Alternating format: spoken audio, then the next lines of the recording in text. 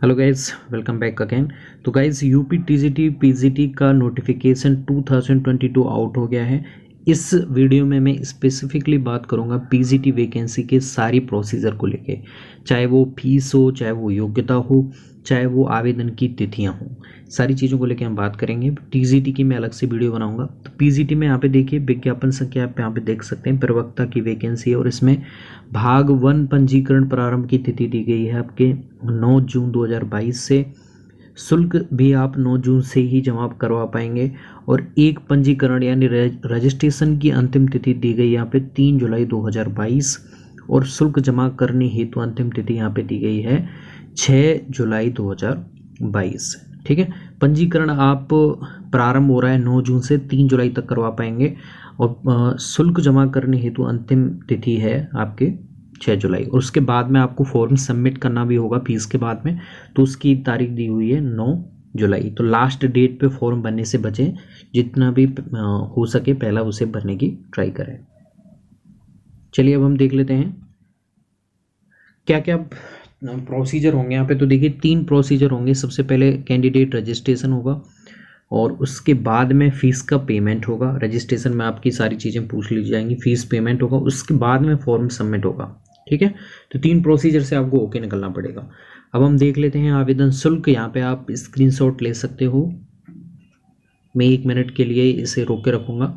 आवेदन शुल्क देख सकते हैं। सामान्य जो अनरिजर्व कैटेगरी है उसके लिए 700 रुपये, ऑनलाइन शुल्क प्रक्रिया 50, टोटल मिला के 750। तो मैं टोटल बता दूंगा। EWS के लिए 650, अन्य पिछड़ा वर्ग के लिए 750, अनुसूचित जाति के लिए 450 और अनुसूचित जनजाति यानी कि ST के लिए 250 रुपये है। ठीक है, और यहाँ पे कुछ अलग कैटेगरी दी गई हैं, उनका यहाँ पे क्रम संख्या 1 से 5 तक उल्लेखित उनकी मूल श्रेणी के अनुसार। और जबकि विकलांग का मूल श्रेणी के जितना भी निर्धारित शुल्क है उसका आधा दिया जाएगा, यानी कि अगर कोई विकलांग पर्सन है, अन्य पिछड़ा वर्ग में आता है, तो उसका 750 रुपये के आधा यहाँ पे 50 रुपये शुल्क तो लगेगा ही, 7 से का आधा हो जाएगा यहाँ पे। ठीक है, चलिए आगे बढ़ते हैं।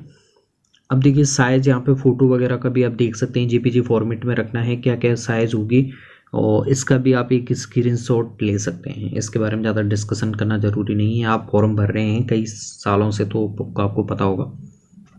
ठीक है, आयु सीमा देखिए 1 जुलाई 2022 को 21 वर्ष होनी चाहिए। 1 जुलाई 2022 तक ये काउंट करवाएंगे, तब तक आपकी 21 वर्ष से कम नहीं होनी चाहिए। और तिथि जो आपकी एजुकेशनल डिग्री है उसकी तिथि तक देखें तो यहाँ पे आवेदन प्राप्त करने की अंतिम तिथि अहिड़ता की अंतिम तिथि मानी जाएगी, यानी कि एजुकेशनल जो भी डिग्री है आपकी, जब तक आप फॉर्म अप्लाई कर रहे हैं तब तक आपकी कंप्लीट होनी चाहिए। शैक्षिक योग्यता आगे से सारणी संख्या 2 में संलग्न है, वो देख लेंगे हम। प्रवक्ता का वेतनमान देखें तो यहाँ पे ये लेवल पे लेवल 8 होता है, ग्रेड पे यहाँ पे 4800 पे स्केल दिया हुआ है और इतने से इतने तक इसका पे लेवल बैंड दिया हुआ है। ठीक है, आगे बढ़ते हैं। अब हम देखें क्या क्या यहाँ पे अंकों का वेटेज दिया गया है। तो यहाँ पे देखिए लिखित परीक्षा के आधार पर 85% अंक हैं।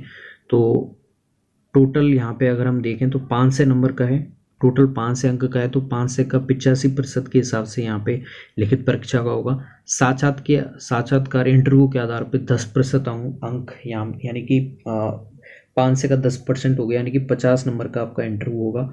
और उसमें भी यहाँ पे इन्होंने कैटेगराइज किया है, सामान्य ज्ञान के आधार पर 4%, व्यक्तिगत परीक्षण के आधार पर 3%, अभिव्यक्ति की योग्यता के आधार पर 3% अंक, और कुछ योग्यताओं के आधार पर 5% अंक दिए गए हैं। अगर आपके पास में ये उपाधियाँ होंगी तो ही आपको ये अंक मिल पाएंगे, अगर नहीं हैं तो आपको नहीं मिलेंगे। जैसे डॉक्टरेट की उपाधि है उसके पास में तो उसे 2% अंक मिल जाएंगे, एमएड की है तो उसे 2% अंक मिल जाएंगे, जिसके पास बीएड की है उसे 1% अंक मिलेगा।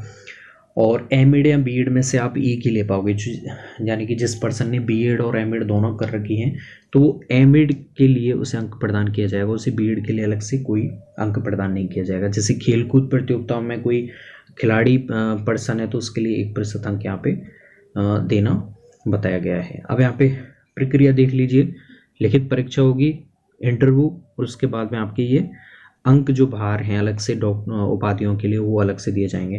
तो 425 अंक का आपकी लिखित परीक्षा है। तो यहाँ पे आप देख लीजिए साक्षात्कार बहुत कम अंकों का है। आप जितना भी अच्छा अपना लिखित परीक्षा में देंगे उसके बाद में आपका यहाँ पे सिलेक्शन से और हो जाता है।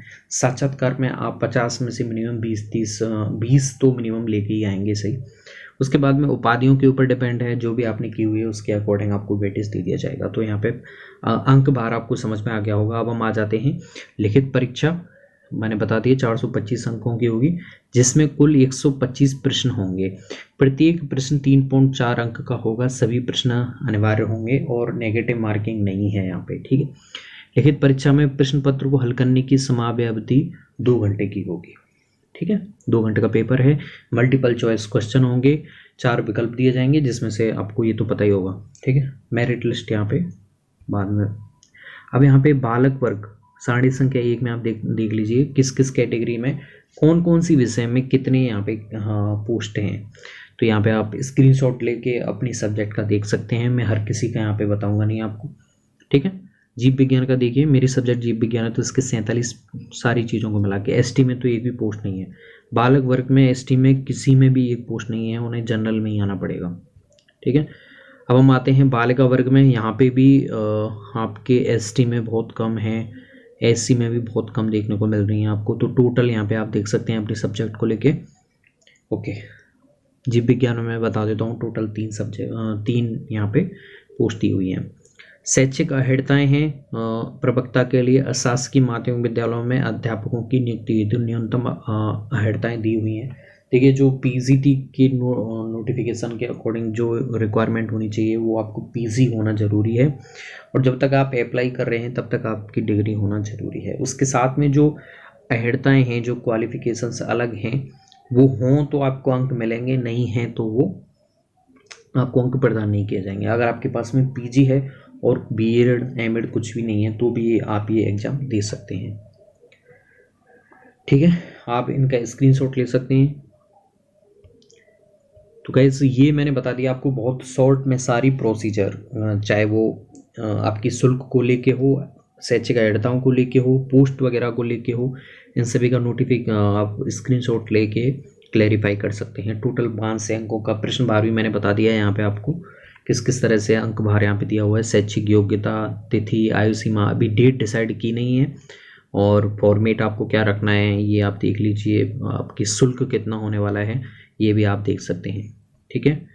तो ऐसे 3 प्रोसेस हैं आपकी, registration, fees payment, form submission. तो ये मैंने बता दिया है आपको विज्ञापन संख्या प्रवक्ता के लिए। I hope guys you will get it. If any problem comment down below. मिलते हैं नई वीडियो में टीजीटी नोटिफिकेशन को लेके। धन्यवाद।